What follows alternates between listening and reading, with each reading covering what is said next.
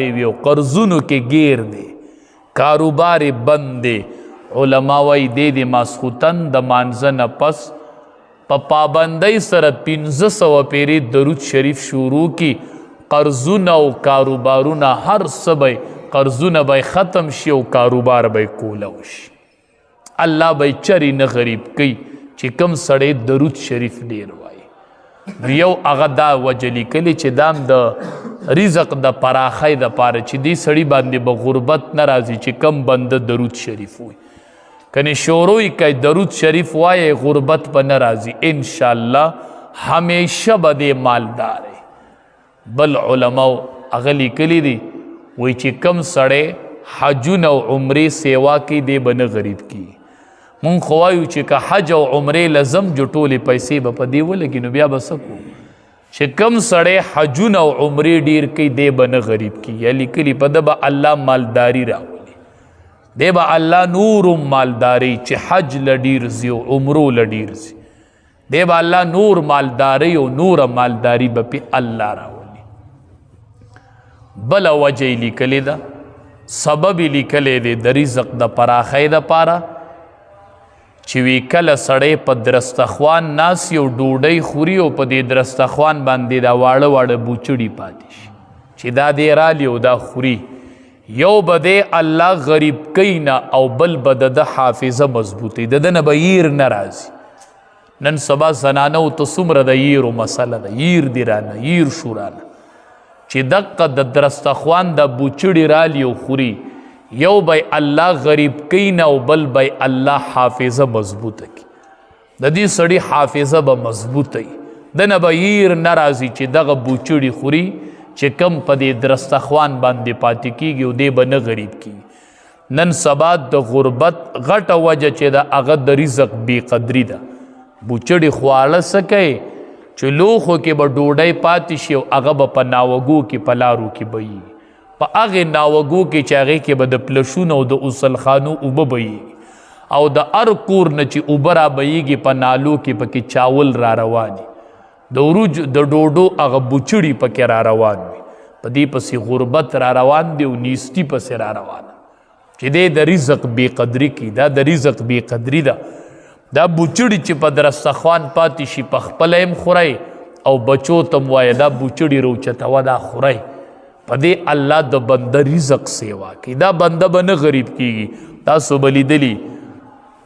ډېر مالدار به هم داسې لیدلي چې اچانک غریبانان شي ډېره نیستي پرې راشي دا دوی د رزق بې قدري وکړي هسې دا درستخوانونه داسې نولي په غولي کې او برنډو کې هر ځای ورکره کور کې بوچړي پراته دا د رزق بې قدري وکړي نه الله ترې نه هغه رزق والي او بل وجه لیکلی د رزق د پراخۍ دپاره او د مالدارۍ دپاره چې وی کم سړی نفلي صدقې ډېرې ورکوي صدقه چې کم سړی ورکوي دی به الله نه غریب کوي ښه کم لاس چې په صدقه عادت شو چې دی صدقه ورکوي دې کس سره به الله هر ټیم پیسې ساتي او دی به بل نه ورکوي الله به دې داسې حالت ته نه پاتې کوي چې دله به بل ورکوي نه ورکون کې لاس الله اغستون کې نه جوړي چې کم سړی نفلی صدقات ورکي زکاتونه نه زکات خو پتا د الله حق دی خو به ته ورکې چې ور دی که نه هغې کې پتا ثواب دی ونه ګټو چې الله به اجر درکړي خطا فرض ادا که د ګناه نه خلاص شولې نو مونږ چې زکات ورکو نو لوی کار مونږ وایو چې وکړو چرته او ټول کلي کې مشهوره کو زکات ورکوما زکات په ورکې که نه دی ورکو نو الله به دې نیسي دا مال نه به دې مار جوړ شوی دی وښکو ته به دې نښتې خوري به دې زکات خو چې ورکې نو صرف ذمه دې خلاصه شوله د زکات نه علاوه نورې نفلي صدقې چې څوک کوي نو وی الله به دا سړی مالدار کي او همیشه به دې ورکوونکی جوړ شي چې کم سړی سخي دی به الله نه غریب کوي ښه حدیث مبارک کې راځي دا سخاوت چې دی سخیتوب دا په جنت کې یوه ونه ده نو چې کم او دنیا ته یې څانګې راغلي دي نو کم سړی چې سخي وي نو د هغې سخاوت د ونې یوه څانګه نیولې ده چې هغه څانګې ونیوله نو هغه ونه په کوم ځای کې ده په جنت کې نو دی به جنت ته ځي. سخي سړی الله ته نږدې دی، مخلوق ته نږدې دی او جنت ته نږدې دی. او بخیل سړی د مخلوق نه لرې دی، د الله نه لرې دی او د جنت نم لرې دی او دوزخ ته نږدې دی. سخي سړی نو چې کم دا بخیل سړی نو چې کم سړی صدقه ډیره ورکوي الله به دې نه غریب کوي، الله به د باندې مالداري راولي او همیشه به د لاس ورکوونکی وي. دا به اغوستونکی کیږي نه چې کله دې نفلي صدقې ورکوي. دا ډیر ښه صفت دی، دا ځان کې پیدا کو، غریب کیږي به نه دا بنده چې کله دې نفلي صدقات ورکوي. دا 15 وجې لیکلي دي د مالدارۍ او د غربت د ختمولو دپاره. نو ابو ذر رضی الله تعالی عنہ فرمایي وی نبی کریم صلی الله علیه وسلم چې راته نصیحت کو نو ماته وی علیک بتقوی الله، بس تقوا اختیار کړه، الله نه یریږه.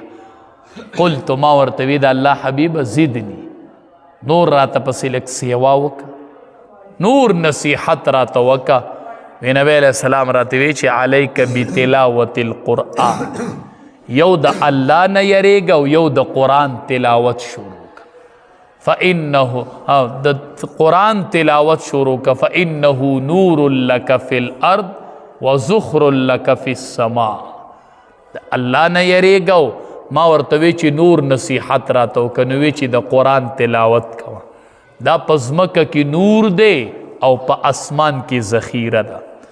ځمکه کې نور دی، مخې ته به دې رڼی چې د قرآن تلاوت کوي، مخ به دې روښانه وي، قبیله به دې روښانه وي. د قرآن تلاوت کوه، د قرآن تلاوت کوه. دا په ځمکه کې نور دی او په آخرت کې به دې ذخیره جوړه شي. وذخر لک فی السماء، د آخرت دپاره دا لویه سرمایه ده، دا لویه ذخیره ده چې د قرآن تلاوت کوي او دا جمع کیږي. مونږ باندې کلونه تیر شي، روح کال تیر شي، مونږ قرآن ختم کو په ناظره. قرآن کال یو روجه راشي او بل راشي او مونږ پکې چرته قرآن ختم نه کو. نو نبی علیہ السلام راته وی چې د قرآن تلاوت کوه. ما د نبی علیہ السلام نه تپوس کو چې د الله حبیب د آسمانی کتابونه څومره نازل شوي وو. ما ته وی چې 100 صحیفې نازلې شوي دي او 4 آسمانی کتابونه. د اسمان نه 100 صحیفې راغلي دي او 4 آسمانی کتابونه دي. ما ته وی چې 50 صحیفې چې وي دا په حضرت شیس علیه السلام نازلې شوي وي. 10 صحیفې چې وي دا په حضرت ادریس علیه السلام نازل شوي وي. او 10 صحیفې په ابراهیم علیه السلام او 10 صحیفې په موسی علیه السلام د تورات نه مخکې. نو وی ټولې 100 صحیفې وي او 4 آسمانی کتابونه او 100 صحیفې دا اسمان نه را نازل شوي. ما ورته وی چې د الله حبیب د ابراهیم علیه السلام په صحیفو کې څه لیکلي؟ الله حبیب د ابراهیم علیه السلام په صحیفو کې څه؟ ما ته وی هغه ټول مثالونه، هغه ټول مثالونه. د ابراهیم علیه السلام صحیفې چې وي هغه مثالونه. ما ته وی چې لکه یو مثال پکې دو. د ابراهیم علیه السلام په صحیفو کې یو خبره داوه چې اے قبضه کوونکیا مغرور بادشاہ، اے قبضه کوونکی او مغرور بادشاہ چې په ملک ته قبضه کړي او غرور د پکې می، ما ته دې دپاره نه وی لیږلی چې ته پیسه په پیسه جمع کا، ما ته دې دپاره لیږلی وی چې ما ته د مظلوم پر یاد راونه رسي. دا د ابراهیم علیه السلام په صحیفو کې لیکو چې اے قبضه کوونکی او مغرور بادشاہ، ما ته دنیا ته دې دپاره نه وی لیږلی چې ته پیسې جمع کا، ما خو ته دې دپاره لیږلی وی چې ما ته د مظلوم پر یاد راونه رسي. د مشر نه به الله دا تپوس کوي په ورځ د قیامت. ټیک ته چې تپوس یو دی خو دا ډېر ګران دی، دا ډېر ګران کار دی مشري کول. دې نه امان غواړئ، امان امان. یو تپوس پته الله کوي چې ته ما مسلط کړی وي، ته ما مشر کړی وي، تاله مې ذمواري درکړې وه، خو د دې دپاره چې ما ته د مظلوم پر یاد راونه رسي، ما ته د پلانکي ځایونو نه د مظلوم آواز راغلی او ما له د هغې جواب راک. عمر فاروق رضی الله تعالی عنه یو ورځ روان دی، ماشومان یې په جړا ولیدل. چې ماشومان یې په جړا ولیدل، ورغې د هغې حال احوال معلوموي، شپه ده، هغه وږي دي هغه ماشومان. عمر فاروق رضی الله تعالی عنه ورغې، هغې له د بیت المال نه سامان راوړو، یو څه بل او ناستې ورته چې هغه سامان یې ورله پوخ کو او هغه سامان وړو او وړو لبې شروع کړې او خندی شروع کړه. نو عمر فاروق رضی الله تعالی عنه ته روان شو، هغې پورې ورته ناست دی. یوازې دا نه چې دام حق ورا مې وړو دله نه، بیا ورته ناس هم دی. غلام یې وایي ما ته تپوس وکړو چې دا ناس څه ته وي؟ ما ته وی چې دې ته ناسومه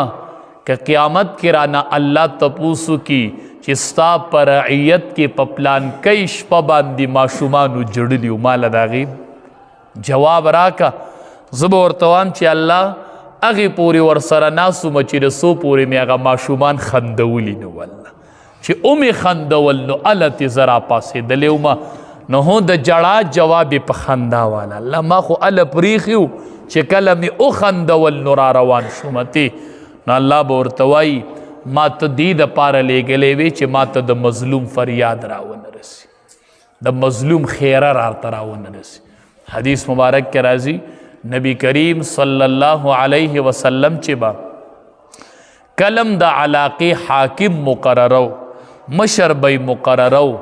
گورنر به مقررو، نو چې خبرې به ورته وکړلې نو یوه خبره به ورته پکې لازمي دا کولوي، اتق دعوة المظلوم فإنه ليس بينها وبين الله حجاب. ګورې گورنر د مظلوم د خیرو نه به ځان ساتي. ګورې د مظلوم د خیرو او د الله په منځ کې پرده نشته دی. ګورې وی اگر که دا مظلوم نه دا کافر ولی نه، کافر ولی نه، اگر که دا مظلوم چې ظلم ورسره وشي که دا کافر ولی نه، خو د خیرو او د الله په منځ کې پرده نشته، دا سیده خیجي، سیده. حدیث مبارک کې راځي د مظلوم د خیرو په اسمان کې استقبال کیږي، استقبال داسې زر دا قبلیږي چې د مظلوم دا یو او دا یو پریاد او دا یو اسویلی اسمان ته وختو، الله به د دې تپوس کوي دا پریاد ما ته ولې راغلی، ما ته څه دپاره مقرر کړی وی؟ ما وی چې دا پریاد ما ته راونه رسي او ما ته په پلانکي ټیم د یو مظلوم پریاد راغلی و، پلانکي ټیم و چې مظلوم چغې وهلې او د مظلوم پریاد ما ته راغلی و، نو د مظلوم خیره نه رد کیږي. نو نبی علیه الصلاة والسلام به ورته یو وصیت دا کو چې اتق دعوة المظلوم، چې د مظلوم د خیرو نه به ځان ساتې، کوشش کو د لاسه چرته ظلم ونشي چا سره. مظلوم یوازې دا نه دی چې ته د قوم مشر او قوم ته حق نه ورکې، دام ظلم دی. خو کور کې چې ته اوسې ستا د لاندې کور کې خلق دی، رعیت دی، په هغې باندې به هم ظلم نه کوې، دام ظلم دی،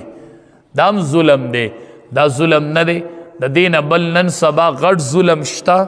چې کور کې به بیبي وي، په نکاح به یې اغوستي، په حلاله نکاح،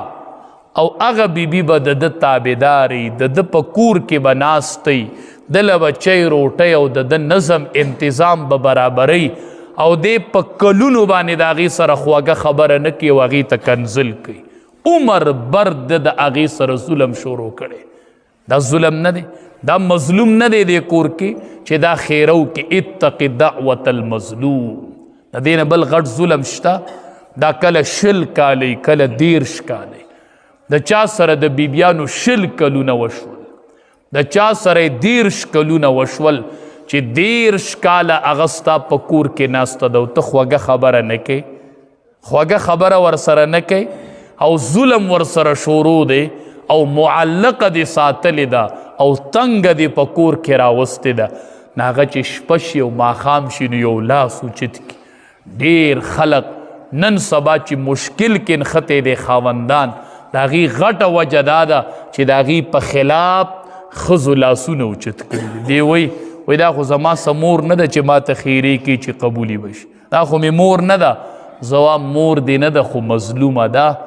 او د مظلوم د خیرو په اسمان کې استقبال کیږي استقبال الله به د دې تپوس کوي نو نبی علیه السلام چې به حاکم مقررو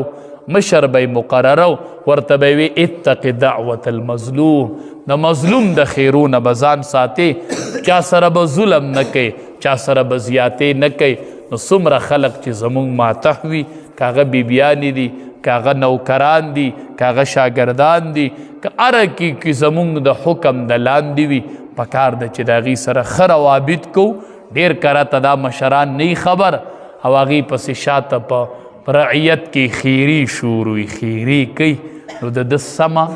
ورانه لګي او ده ته پته نه چې دا څه وجه ده دا کور کې مظلومانو لاسونه اوچت کړي 20 کاله چې یو بنده د ښځې سره زیاتې وکړي 20 کاله هغه په کور کې معلقه ساتلي او هغه 20 کاله لاس اوچتي د ده به مخه سمه شي دی به سم کار کوي هغه به وران لګي نو دا د الله مخلوق دی دا الله زمونږ په نیک الله د نکاح د وجې نه دا مونږ ته داسې تابعداري کړي دي او حدیث مبارک کې راځي رب العالمین وایي د خاوند نه به د ښځې متعلق حساب په قیامت کې زه پخپله علم پخپله دا حساب به الله پخپله کوي د ښځې او د خاوند متعلق نن مونږ په دې کې څومره بېغوري کوو مونږ خو وایو چې بس په نکاح مې واغسته نو دا مزدورم ده دار سر صدا باس نه د دې به یوه خبره هم نه منظورېږي دا زما ښځه ده او زه یې خاوند یم خبره ختمه ټیک ته چې ته یې خاوند یې خو دا د الله یو بندم دی په دې نیت هم ګوره چې دا یو د الله بنده دی ستا به هم یوه خور د چا په کور کې واده ستا به هم یوه لور د چا په کور کې واده نو که د هغې سره داسې ظلم کیږي ته به خوشحاله